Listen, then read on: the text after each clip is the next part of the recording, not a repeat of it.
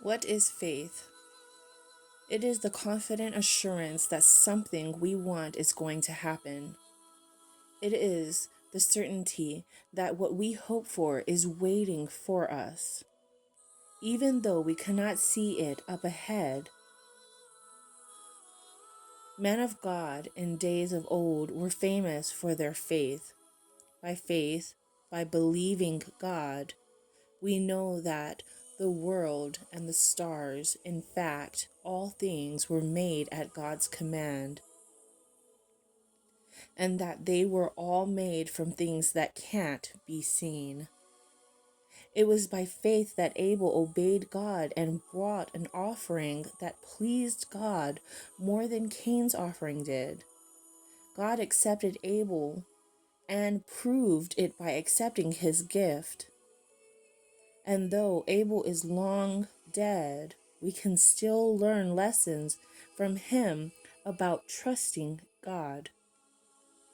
Enoch trusted God too, and that is why God took him away to heaven without dying. Suddenly he was gone because God took him. Before this happened, God had said how pleased he was with Enoch. You can never please God without faith, without depending on him. Anyone who wants to come to God must believe that there is a God and that he rewards those who sincerely look for him. Noah was another who trusted God. When he heard God's warning about the future, Noah believed him even though there was then no sign of a flood, and wasting no time, he built the ark and saved his family. Noah's belief in God was in direct contrast to the sin and disbelief of the rest of the world, which refused to obey, and because of his faith, he became one of those whom God has accepted. Abraham trusted God, and when God told him to leave home and go far away to another land which he promised to give him, Abraham obeyed. Away he went, not even knowing where he was going. And even when he reached God's promised land, he lived in tents like a mere visitor, as did Isaac and Jacob, to whom God gave the same promise. Abraham did this because he was confidently waiting for God to bring him to that strong heavenly city whose designer and builder is God. Sarah too had faith, and because of this, she was able to become a mother in spite of her old age. For she realized that God, who gave her his promise, would certainly do what he said. And so a whole nation came from Abraham, who was too old to have even one child, a nation with so many millions of people that, like the stars of the sky and the sand on the ocean shores, there is no way to count them.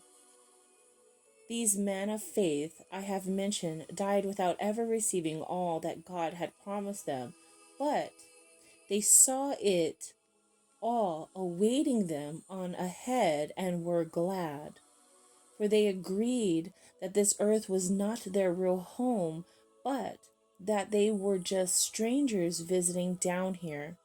And quite obviously, when they talked like that, they were looking forward to their real home in heaven. If they had wanted to, they could have gone back to the good things of this world, but they didn't want to. They were living for heaven. And now God is not ashamed to be called their God, for he has made a heavenly city for them. While God was testing him, Abraham still trusted in God and his promises, And so he offered up his son Isaac and was ready to slay him on the altar of sacrifice. Yes, to slay even Isaac, through whom God had promised to give Abraham a whole nation of descendants. He believed that if Isaac died, God would bring him back to life again. And that is just about what happened. For as far as Abraham was concerned, Isaac was doomed to death, but he came back again alive.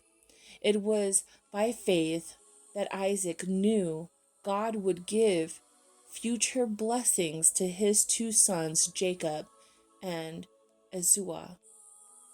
By faith, Jacob, when he was old and dying, blessed each of Joseph's two sons as he stood and prayed, leaning on the top of his cane. And it was by faith that Joseph, as he neared the end of his life, confidently spoke of God bringing the people of Israel out of Egypt. And he was sure, he was so sure of it that he made them promise to carry his bones with them when they left. Moses' parents had faith too. When they saw that God had given them an unusual child, they trusted that God would save him from the death the king commanded, and they hid him for 3 months and were not afraid. It was by faith that Moses, when he grew up, refused to be treated as the grandson of the king, but chose to share ill treatment with God's people instead of enjoying the fleeting pleasures of sin. He thought that it was better to suffer for the promised Christ than to own all the treasures of Egypt. For he was looking forward to the great reward that God would give him, and it was because he trusted God that he left the land of Egypt and wasn't afraid of the king's anger. Moses kept right on going. It seemed as though he could see God right there with him, and it was because he believed God would save his people that he commanded them to kill a lamb as God had told them to, and sprinkle the blood on the doorsteps of their homes so that God's terrible angel of death could not touch the oldest child in those homes as he did among the Egyptians. The people of Israel trusted God and went right through the Red Sea as though they were on dry ground. But when the Egyptians chasing them tried it, they all were drowned. It was faith that brought the walls of Jericho tumbling down after the people of Israel had walked around them 7 days as God had commanded them, by faith, because she believed in God and his power. Rahab, the harlot, did not die with all the others in her city when they refused to obey God, for she gave a friendly welcome to the spies. Well, how much more do I need to say? It would take too long to recount the stories of the faith of Gideon and Barak, and Samson and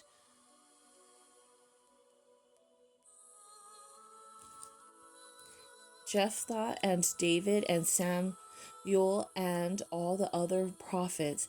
These people all trusted God and as a result won battles, overthrew kingdoms, ruled their people well, and received what God had promised them.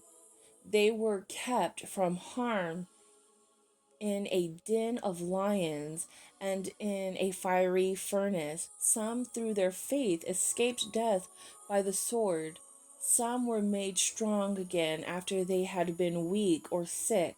Others were given great power in battle. They made whole armies turn and run away, and some women, through faith, received their loved ones back again from death. But others trusted God and were beaten to death, preferring to die rather than turn from God and be free, trusting that they would rise to a better life afterwards. Some were laughed at and their backs cut open with whips, and others were chained in dungeons. Some died by stoning, and some by being sawed in two. Others were promised freedom if they would renounce their faith, then were killed with the sword. Some went about in skins of sheep and goats, wandering over deserts and mountains, hiding in dens and caves. They were hungry and sick and ill-treated too good for this world. And these men of faith, though they trusted God and won his approval, none of them received all that God had promised them, for God wanted them to wait and share the even better rewards that were prepared for us.